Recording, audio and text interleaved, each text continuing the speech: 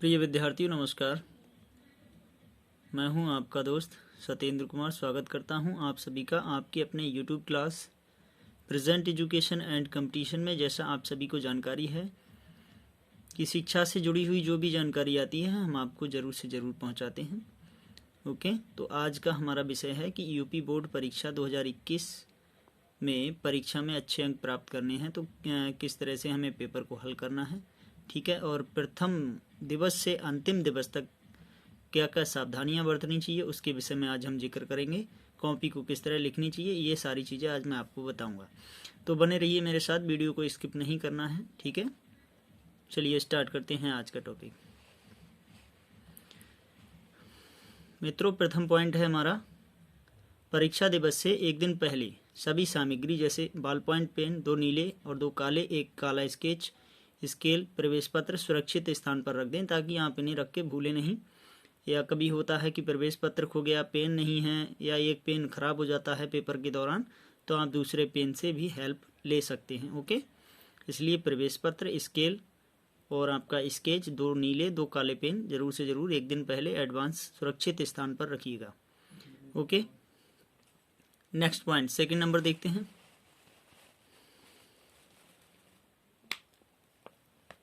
यदि परीक्षा भवन निवास स्थान से दूर है तो वाहन जैसे साइकिल है आपके पास, मोटर वाहन है, उसके टायरों की हवा आदि को आप ध्यान से चेक कीजिए। ठीक है, ताकि आपको सुबह जाते समय असुविधा ना हो। और हाँ, अगर आपका विद्यालय कहीं आपका सेंटर दूर है तो आप एक दिन पहले ही हो सकता है उसे जाके देख लें तो ज़्यादा बेटर होगा। ठीक है, परीक्षा समय से 1 घंटे पहले परीक्षा भवन पर पहुँचने का प्रयास करें। अपने स्वास्थ्य का भी पूर्ण ध्यान रखें। ओके, ठीक है, ताकि आपका स्वास्थ्य ठीक होगा तो आपका पेपर भी अच्छे से हल हो सकेगा। और आप विद्यालय देखे होंगे तो आप पहले ही से समय से पहुंच सकेंगे। ठीक है, समय से आप पहले चलिए ताकि आप सुरक्षित पहुंच सकें। ओके, नेक्स्ट पॉइंट देखते हैं। पॉइंट नंबर 3, परीक्षा भवन में प्रवेश करने से पहले आवश्यक लेखन सामग्री की जाँच करें।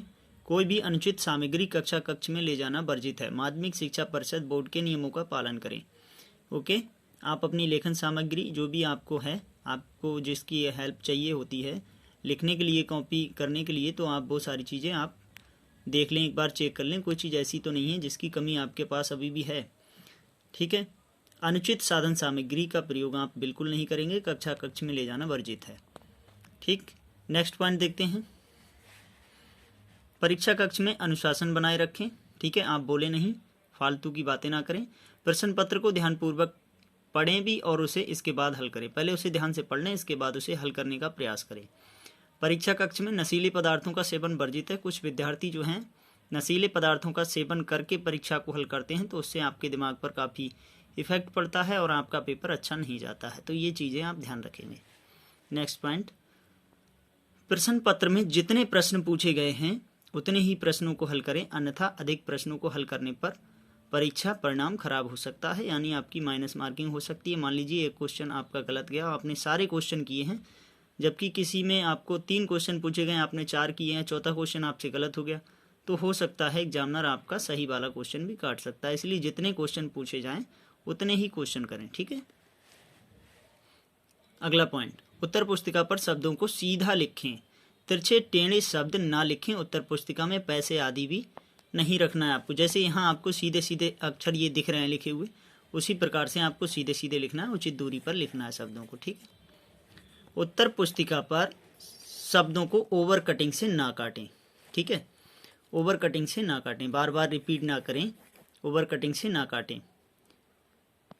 यदि आवश्यकता है तो जैसे यहाँ राम शब्द लिखा है, एक सिंगल लाइन से कटा हुआ, इस तरह से आप काटें, इस तरह से काटें। कॉपी के विवरण पृष्ठ पर कटिंग ना करें, यानी जिस पर आप अपना रोल नंबर वगैरह ये और पेपर का जो है कॉपी का आपका नंबर होता है उसे आप लिखते हैं, उस वाले पृष्ठ पे आप कोई भी कटिंग नहीं करेंगे। ध्यान से, यदि समझ में ना आए तो तत्काल कक्ष निरीक्षक से जानकारी ले सकते हैं। आप तुरंत कक्ष निरीक्षक से पूछिए कि सर इसमें क्या भरा जाएगा।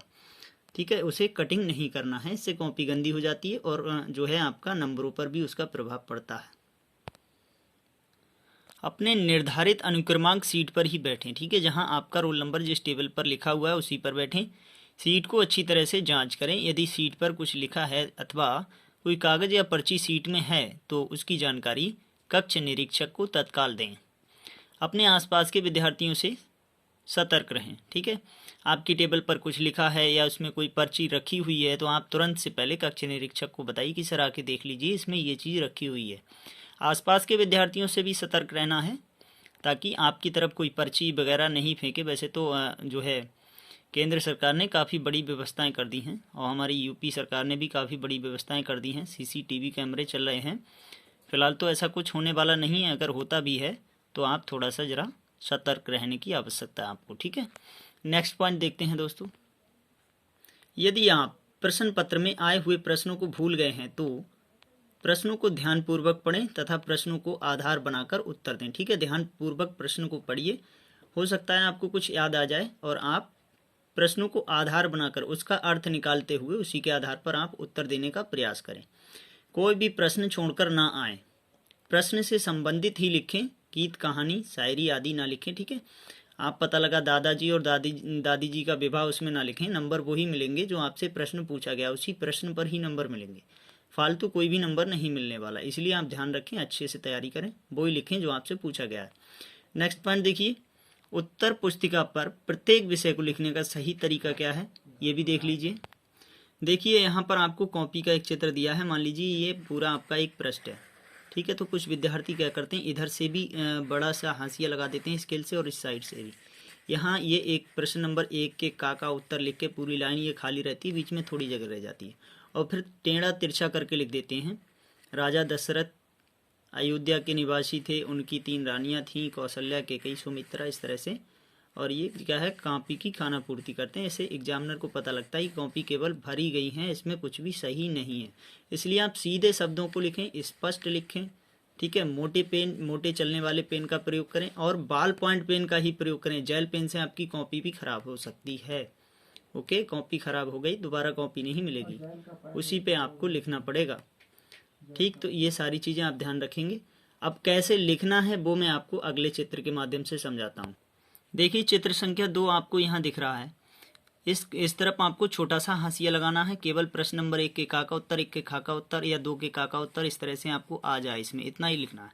ठीक है, और यहाँ पर जो है आपको इस तरह से सीधा सीधा लिखना है। इस साइड से हम लोग इसलिए हाशिया करते हैं ताकि इधर वाले अक्षर इस साइड में शब्द ना जा सकें। ठीक है, और बिल्कुल सीधी लाइन में ही लिखिए, इसी तरह से दूरी बना के लिखिए। मेरी खुद की हैंड राइटिंग है, आपको समझाने के लिए लिखा है। फिलहाल ज़्यादा अच्छी नहीं है लेकिन फिर भी आपको समझाने का मैंने प्रयास किया है। ठीक, आपसे कुछ पूछा जाएगा तो आप स्केच का प्रयोग करेंगे। स्केच जो है आपको पेज के सेंटर में ही डालना है। यहाँ मान लो आपने एक हेडिंग डाल दिया, इस वाली लाइन को छोड़ देंगे, फिर नेक्स्ट लाइन से आप स्टार्ट करेंगे इसी तरह से राइटिंग लिख के सीधा सीधा। ठीक है, दूसरी हेडिंग फिर यहाँ डालेंगे, ये वाला लाइन आप छोड़ देंगे, नीचे लाइन से स्टार्ट करेंगे, इस तरह से आपको लिखना है। ओके दोस्तों, अब देखते हैं अगला पॉइंट, याद कैसे करें। कभी कभी याद करने की समस्या होती है, तो याद कैसे करें, याद करने का तरीका मैं आपको यहाँ बता रहा हूँ।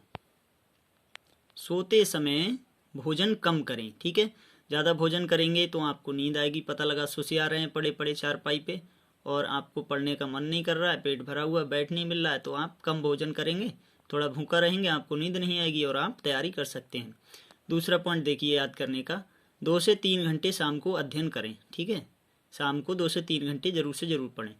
नंबर 3, सुबह ब्रह्म मुहूर्त में उठकर नित्य क्रियाएं दातून करके अध्ययन करना चाहिए। ठीक, सुबह जल्दी उठना है, चिड़िया चहचहाने से पहले लगभग 4 बजे के वक्त में, मॉर्निंग टाइम में, और उठ करके आपको दिशा मैदान जाना है और दातून करना है और इसके बाद पानी पी के मुँह धुल के बढ़िया करके अध्ययन करने बैठ जाना है। नेक्स्ट पॉइंट देखिए, दिन में पढ़ाई हेतु समय सारणी को आधार बनाकर पढ़ें। आप एक समय सारणी बना लीजिए कि इस समय से लेके इस समय तक मुझे पढ़ना है और इस समय मुझे खेलना है, इस समय मुझे कूदना है, ये सारी चीज़ें आप तैयार कर लेंगे।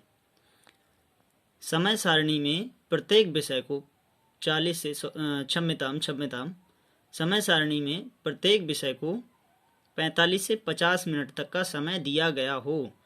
ठीक है, प्रत्येक विषय को आप 45 से 50 मिनट तक पढ़ेंगे।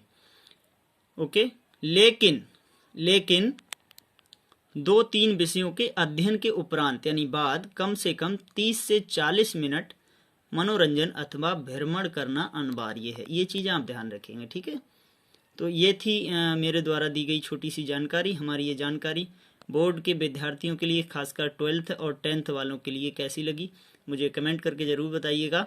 और यही शेड्यूल सारे एग्ज़ाम में भी, यही लिखित परीक्षाओं में जो होती हैं उन सभी में यही शेड्यूल चलता है। ओके गाइज, तो अगर आप हमारे चैनल पर पहली बार विजिट किए हैं तो चैनल को सब्सक्राइब कर बेल आइकन बटन दबाएं, ऑल नोटिफिकेशन ऑन कर दें, ताकि जो भी जानकारी हो हमारे द्वारा आपको दी जा सके।